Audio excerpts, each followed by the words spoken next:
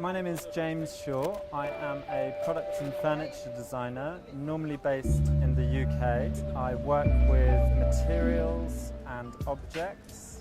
My work goes across kind of producing actual objects for function and sculpture, but also researching into different types of materials, from new materials that offer us different possibilities, up to investigating different ways that we can use the very common materials in everyday life.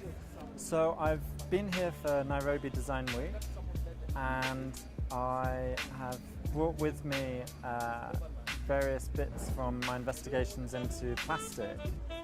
So I was really interested in seeing how Nairobi and the design scene here have been working with plastics, you know, after this very strong moves with the plastic bag ban. As an artist and a designer, where I have a specially made tool, an extruder, that allows me to work with waste plastics on a kind of art or craft level. So I'm finding new ways to work with the material, to unpack its value and beauty in a different way than we're normally used to.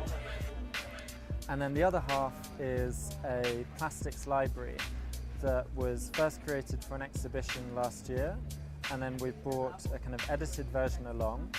And this library contains some of the 28 most commonly used plastics in everyday life in as many of their different forms as possible.